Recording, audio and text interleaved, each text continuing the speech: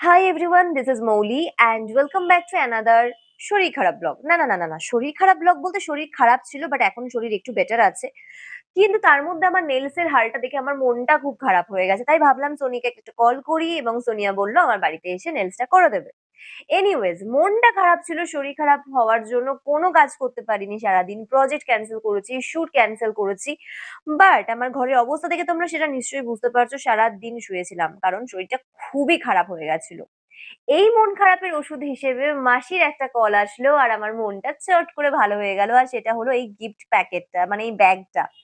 এর মধ্যে ছিল বেশ কিছু জুয়েলারি, লাইক অ্যান্টি তার্নিশের একটা ব্রেসলেট মাসি আমাকে গিফট করলো, এই সুন্দর বাটারফ্লাই ইয়াররিংটা ছিল, দেন ছিল এই প্রিটিয়েস্ট ছোট্ট একটা ফ্লাওয়ার ইয়াররিং। এগুলো সবই অ্যান্টি তার্নিশ। মাসি গিফট করলো আমাকে এই অ্যাভনের সেটটা।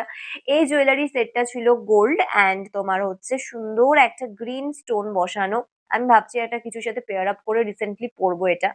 সকালবেলায় এসেছিল হচ্ছে আমার একটা বড় পার্সেল, যার মধ্যে এত জুয়েলারি আছে। তো একটা পেজের প্রমোশনাল শুট আছে, যেটা একটা বড় কনসেপচুয়াল শুট, যেটার জন্য আমি এত শাড়ি বের করেছি এবং সেই নিয়ে সারাদিন আমি ভেবে যাচ্ছি কোনটা পরবো না, কোনটার ব্লাউজ আছে কোনটার ব্লাউজ নেই। মানে পুরো ঘেটে হয়ে আছে, জানি না শুটটা কতদূর গিয়ে দাঁড়াবে আমার।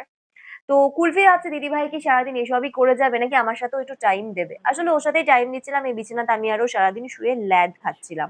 তারপরে আজকে ব্লগটা আমি শেষ করে দিতে চাইছি, কারণ এই ব্লগে আমি সেরকম কিছু করিও নি, দেখানোর মতন আর কিছু নেই। তো চলো টাটা, নেক্সট কোনো একটা ভালো ব্লগে তোমাদের সাথে দেখা হবে।